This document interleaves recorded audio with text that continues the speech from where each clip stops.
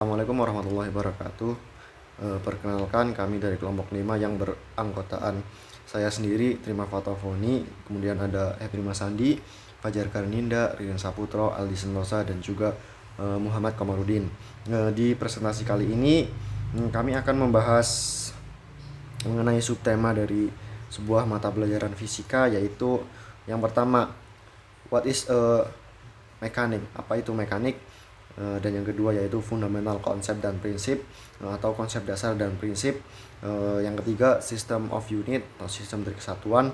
Dan yang keempat yaitu conversion from one system of unit to another, atau konversi dari satu sistem atau yang lainnya. Mari kita bahas mengenai materi yang pertama, yaitu what is a machine. Di sini dijelaskan bahwa machine can be defined as that science which describe and predict to condition of rest or motion of body under the reaction of process. Jadi mekanika itu dapat didefinisikan sebagai ilmu yang menjelaskan dan memprediksi kondisi suatu benda dalam keadaan diam maupun bergerak di bawah aksi gaya. Dalam sebuah mekanik ini terdapat 3 bagian penting yang membuat menjadi kesatuan dari mekanik, yaitu yang pertama yaitu mekanika benda tegar, yang kedua mekanika benda dideformasi, dan mekanika fluida. Mari kita bahas yang pertama, yaitu mekanika benda tegar. Di sini dijelaskan bahwa mekanika benda tegar adalah mekanika benda tegar dibagi menjadi 2, yaitu mekanika benda tegar statis dan juga dinamis.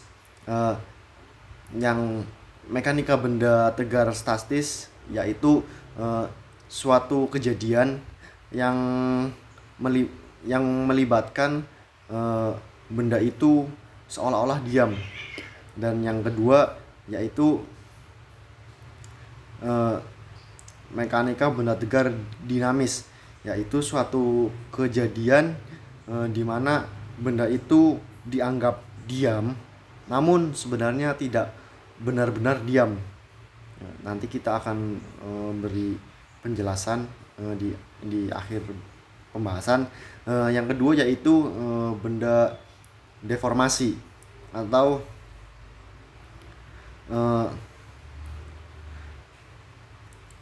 deformasi, yaitu artinya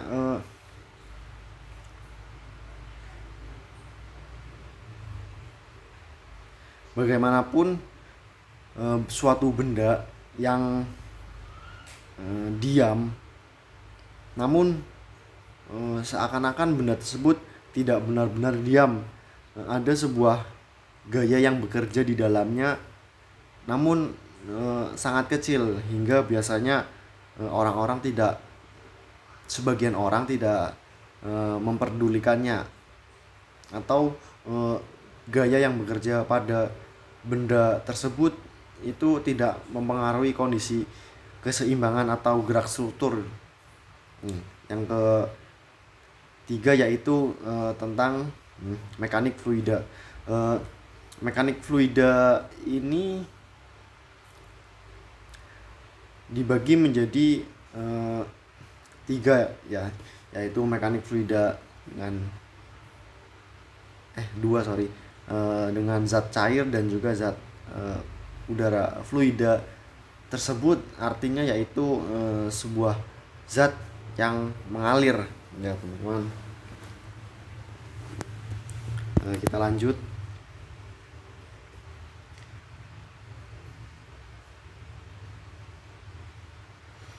tentang fundamental concept and prinsip. Nah, perlu kita ketahui bahwa fisika adalah sebuah ilmu pengetahuan yang sudah lama ditemukan ya eh, pada abad ke 384 sebelum Masehi. Ada beberapa tokoh-tokoh yang sangat fenomenal di bidang ilmu fisika, yaitu yang kita ketahui Aristoteles, Archimedes, dan juga Sir Isaac Newton. Nah, ketiga cendekiawan tersebut yaitu merupakan tokoh-tokoh penting dalam ilmu fisika yang mengemukakan berbagai macam teori. Nah, kemudian apa kaitannya dengan mekanika? Mari kita bahas lebih lanjut. Dalam ilmu mekanika, prinsip-prinsip ini kemudian diungkapkan dalam bentuk yang dimodifikasi oleh D'Alembert, Lagrange, dan Hamilton.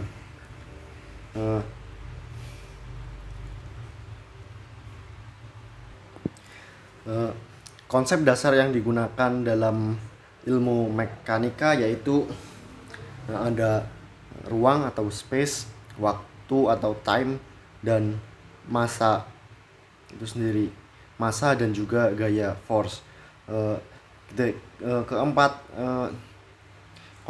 konsep dasar ini merupakan sebuah satu kesatuan yang membentuk ilmu mekanika.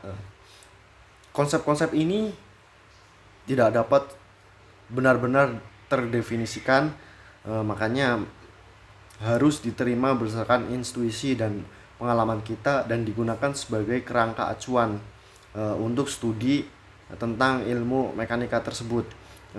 Konsep ruang dikaitkan dengan ruangan atau posisi atau sebagainya. Kemudian konsep massa digunakan untuk mengkarakterisasi dan membandingkan benda berdasarkan eksperimen mekanik fundamental tertentu. Misalnya dua benda dengan massa yang sama akan ditarik oleh bumi dengan cara yang sama. Mereka juga akan menawarkan resistensi yang terdapat perubahan gerak translasi. Kemudian sebuah gaya mewakili tindakan atau satu tubuh pada yang lain dapat diberikan oleh kontak aktual atau pada jarak, seperti dalam kasus gaya gravitasi dan elektromagnetik. Sebuah gaya dirincikan oleh titik penerapannya berdasarkan arah.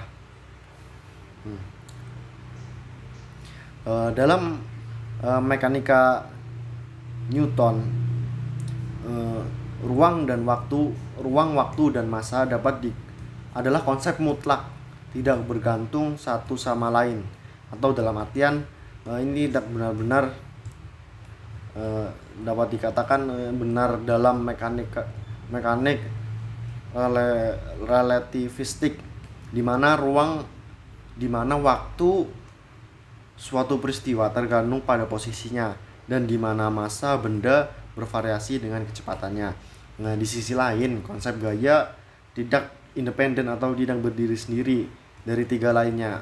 Memang salah satu prinsip mekanika Newton yang tercantum di konsep-konsep yang menunjukkan bahwa gaya resultan atau total gaya yang bekerja pada suatu benda terhubung dengan massa benda dan dengan cara kecepatan perubahan terhadap waktu. Kemudian kita akan mempelajari tentang kondisi benda diam atau gerak partikel dan benda tegar dalam kaitannya dengan 4 konsep dasar yang telah diperkenalkan. Yang dimaksud di sini adalah partikel adalah sejumlah kecil materi yang dapat diasumsikan menempati suatu titik di ruangan. Dan benda tegar adalah kombinasi dari sejumlah besar partikel yang menempati posisi tetap terhadap satu sama lain.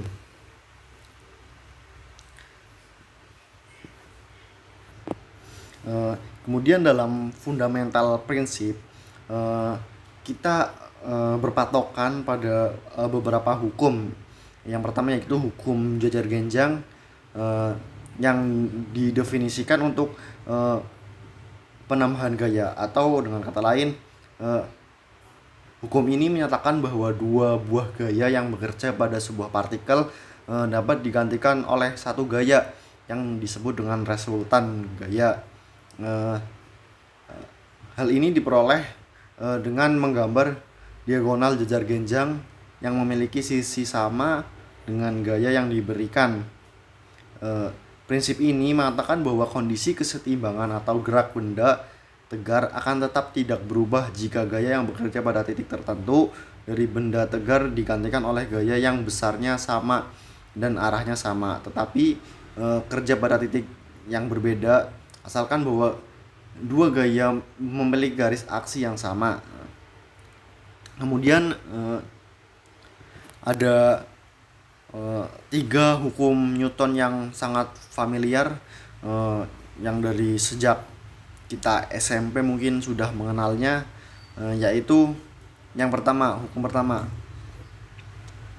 yaitu jika resultan gaya yang bekerja pada sebuah partikel adalah 0, maka gaya tersebut tidak akan memiliki perubahan apapun. Di situ jelas dianalogikan bahwa setiap benda yang bekerja harus memiliki gaya yang lebih dari 0 gitu, supaya benda itu dapat bergerak. Misalkan ada sebuah laptop, jika kita tidak memberikan gaya terhadap laptop tersebut, maka laptop itu sejatinya akan tetap diam, tidak bergerak.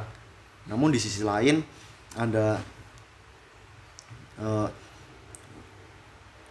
konsep laptop tersebut memiliki sebuah gaya benda tegar yang dimana dalam kondisi diamnya laptop tersebut itu tidak benar-benar diam, melainkan si laptop memberikan gaya tekan ke bawah, dan alas dari laptop itu memberikan gaya tekan ke atas, sehingga sejatinya laptop itu tidak benar-benar diam. Namun jika kita ingin menggesernya, maka kita harus memberikan suatu gaya yang lebih dari 0. Yang kedua yaitu jika resultan gaya yang bekerja pada sebuah partikel tidak 0, partikel tersebut akan mengalami percepatan yang sebanding dengan besar resultan dan arah gaya resultan ini. Nah, jadi seperti pembahasan yang pertama, jika sebuah benda tidak diberikan gaya, maka benda itu akan tetap diam. Namun jika kita memberikan gaya kepada sebuah benda dan juga arah yang ditentukan, maka benda tersebut akan mengalami pergeseran akibat gaya yang kita berikan. Kemudian yang ketiga, ada yang sangat familiar yaitu gaya aksi dan juga reaksi antara benda yang bersentuhan memiliki besar yang sama, garis aksi yang sama, dan arti yang berlawanan. Dari sini kita bisa ambil kesimpulan banyak ya, bahwa misalkan ketika kita berdiri tegak di sebuah lantai, itu secara awam bahwa kita tidak memberikan suatu gaya terhadap lantai padahal kita menginjaknya, dan juga lantai itu secara awam tidak memberikan gaya pada kita. Namun dalam ilmu fisika dikaji bahwa pada kondisi tersebut kita itu mengkonsepkan, merealistikan hukum ketiga Newton, yaitu tentang aksi dan juga reaksi. Aksinya yaitu kita eh,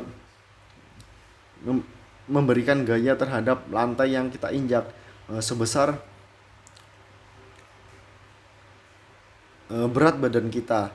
Kemudian lantai pun memberikan gaya yang sama terhadap tubuh kita dengan arah gaya yang berlawanan, sehingga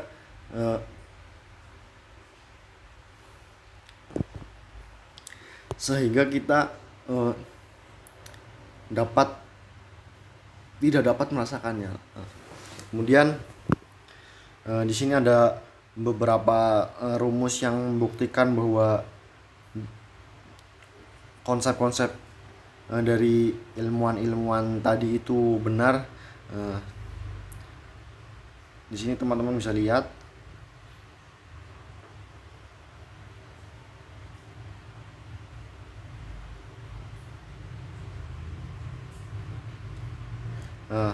Kemudian kita akan langsung membahas ke system of unit atau sistem satuan yang umum ada di dunia ini. Jadi para ilmuwan itu istilahnya kolaborasi untuk membuat suatu sistem yang baku yang dapat digunakan di seluruh masyarakat di dunia ini. Maka dibuatlah dengan system of unit. Biasanya kita ketahui dengan istilah satuan ya. Misalkan dalam kita mengukur jarak, maka dibutuhkan sebuah satuan agar seluruh masyarakat dapat sama rata dalam membacanya. Katakan dalam satuan jarak, dalam jarak ada istilah satuan meter, waktu second, masa kilogram. Nah, tersebut itu adalah sistem kesatuan yang telah disepakati oleh fisikawan-fisikawan dan juga banyak-banyak lainnya.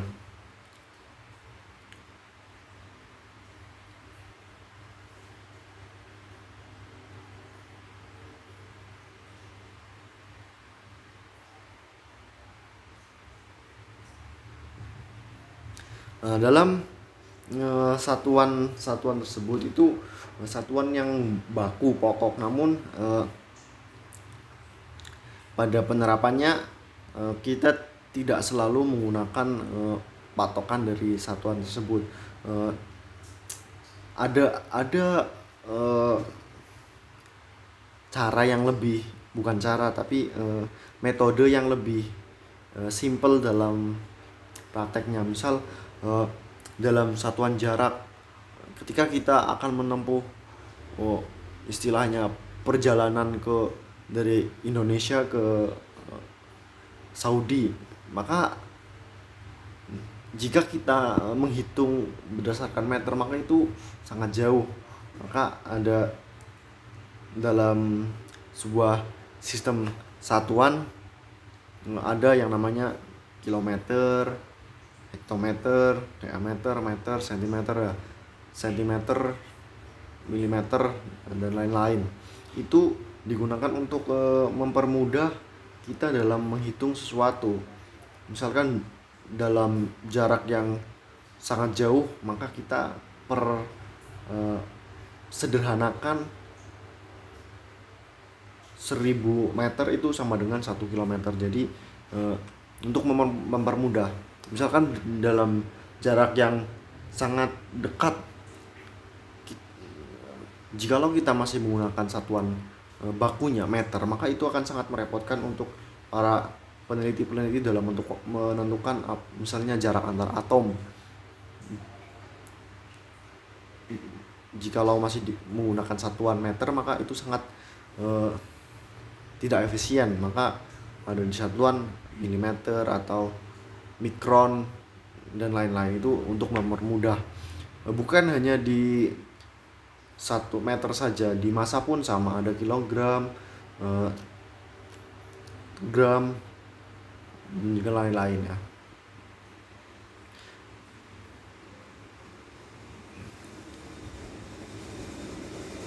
Nah, dalam hal ini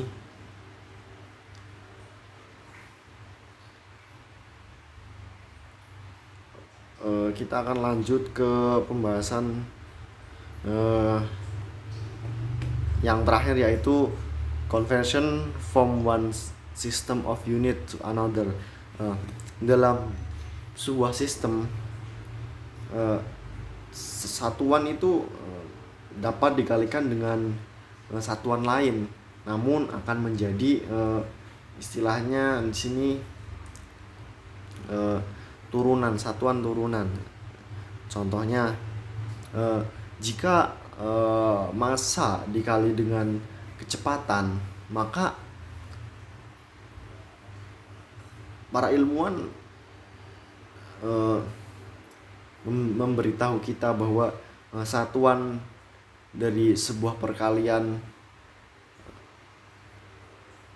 satuan dari perkalian antara kedua satuan pokok, yaitu adalah satuan turunan. Misalnya massa kali kecepatan, adanya sama dengan percepatan, satuannya meter per sekon.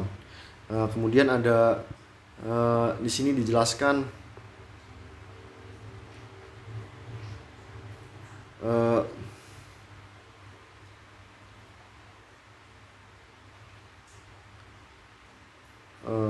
perkalian antara massa yang satuannya kilogram dikali dengan percepatan yang satuannya meter per sekon, maka didapatkan satuan turunan baru, yaitu Newton gitu.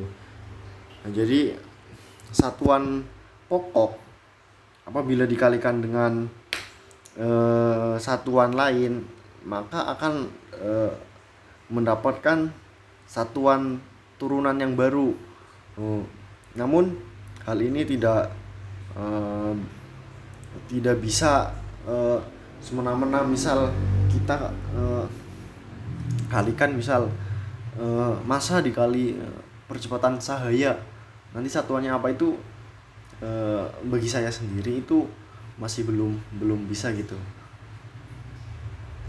masih belum nyampe lah istilah otaknya gitu. Kemudian ada permasalahan, misal kalau dalam matematika istilahnya ada misalkan 2A kali 2A, berarti kan jawabannya 4A kuadrat ya. Dalam ilmu fisika, terutama mengenai satuan, jikalau misal 1 meter dikali dengan 1 meter, itu bukan menjadi 1 meter 1 kilo dikali dengan 1 kilo, maka di situ tidak akan menjadi 1 kilo kuadrat. Berbeda dengan matematika, di dalam ilmu fisika masih tetap dalam satuan kilo, tidak ada kuadratnya. Namun jika 1 kilo dikali 1 meter per sekon misal, maka di situ dapat jawabannya yaitu 1 kilogram dikali meter per sekon, karena ada 2 satuan ya di sini. Maka disederhanakan lagi, kilogram kali meter per sekon, yaitu Newton. Mungkin segitu saja presentasi dari kelompok 5. Kurang lebihnya mohon dimaafkan, karena kami sejatinya masih dalam proses belajar mengajar. Apabila ada kesalahan, itu sangat wajar, dan mohon bimbingannya untuk memberikan kritik atau saran, sehingga dalam presentasi berikutnya kami akan lebih maksimal dalam mempresentasikan. Sekian dari kami. Wassalamualaikum warahmatullahi wabarakatuh.